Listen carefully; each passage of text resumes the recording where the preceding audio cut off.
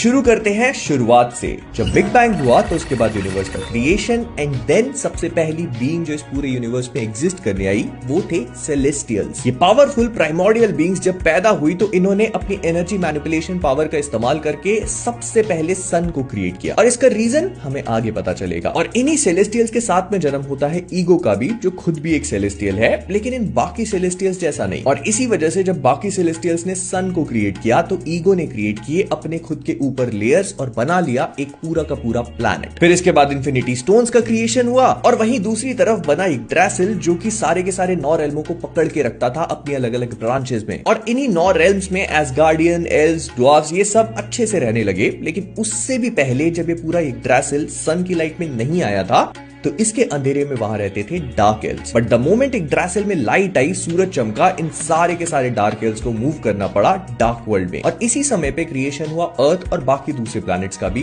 जिनमें एरिशम द जज जो कि एक सेलेस्टियल था उसने अपने सीड्स डालने शुरू कर दिए जो यहीं की लाइफ फोर्स पर फीड करके इंक्यूबेट होते और बिलियंस ऑफ ईयर्स के बाद उसी प्लैनेट को फोड़ करके बाहर निकलते। तो इससे हमको ये समझ में आया कि सेलेस्टियल्स ने सन को क्यों क्रिएट किया, ताकि वो और भी अपनी तरह के लोगों को पैदा कर सके। इनफैक्ट उन्होंने और भी दूसरे सन्स क्रिएट करने शुरू करे ताकि दूसरे प्लैनेट्स बन सके। और इस तरह से शुरुआत हुई सेलेस्टियल्स की लाइफ और डिस्ट्रक्शन वाली साइकिल की। और ये सब कुछ होने के बाद एसगार्ड और गॉडली बीइंग्स का क्रिएशन होता है और इसके बाद सेलेस्टियल्स क्रिएट करते हैं डिविएंट्स को जो दूसरे प्लैनेट्स पर जाकर वहां की साइकिल ऑफ लाइफ को कंट्रोल कर सके। मतलब वहां पर जितने भी वाइल्ड प्रेडेटर्स हैं उन सबको मार के जितनी भी लाइफ साइकिल है उसको बढ़ने दे ताकि उन्हीं की लाइफ फोर्स पे जो उसका सेलेस्टियल है वो फीड कर पाए। लेकिन डिविएंट्स इवॉल्व कर जाते हैं और अपने खुद के मेकर के खिलाफ ही बगावत करना शुरू कर देते हैं। And it is at that moment Arishem Eternals को क्रिएट करता है वर्ल्ड फोर्ज में, जिनके पास इवॉल्व करने की शक्ति तो नहीं होती लेकिन इमोशनल इंटेलिजेंस होता है। और फिर सेलेस्टियल इटर्नल्स को दूसरे प्लैनेट्स पे भेजते हैं ताकि वहां की लाइफ को डिविएंट से प्रोटेक्ट किया जा सके, जो एक एक करके उनकी लाइफ को खत्म करना शुरू कर चुके थे। लेकिन एरिशम हर एक प्लैनेट पे उनका कांड खत्म होने के बाद उन सारे इटर्नल्स की मेमोरीज को वाइप कर देता था so that they don't get to attached. लेकिन अब कहानी में आते हैं मैजिकल बीइंग्स, जिसमें से कथॉन नाम का एक माउंट वंडरगोर पे एक टेंपल बनाता है और उसी टेंपल में वो स्कारलेट विच के एक म्यूरल बनाता है, जिसका मतलब ये है कि आने वाले टाइम में एक ऐसी बीइंग आएगी जो बहुत पावरफुल होगी और रियलिटी को अपनी विल पे बेंड कर पाएगी। और उसके बाद एक वाइब्रेनियम मीटियोराइट के 2 टुकड़े आकर अर्थ पे गिरते हैं, सबसे पहला अफ्रीका में और दूसरा अटलांटिक ओशन में। जो अफ्रीका में गिरता है उसका साइज तो बहुत बड़ा होता है, लेकिन क्योंकि वाइब्रेनियम की पावर्स होती है इंपैक्ट को एब्सॉर्ब करने की, तो इस वजह से वहां के एरिया को डैमेज नहीं मिलता। और जो अटलांटिक ओशन में गिरा था तो उसके आसपास के एरिया के जितने भी प्लांट्स हैं वो उसकी लाइफ फोर्स को एब्सॉर्ब कर लेते हैं और उनका जेनेटिक स्ट्रक्चर परमानेंटली चेंज हो जाता है। और इसी मोमेंट पे ईगो भाई साहब को अकेलापन खाने लगता है एंड ही रियलाइजेस कि यार मुझे प्लैनेट बन के नहीं जीना। So he starts exploring other planets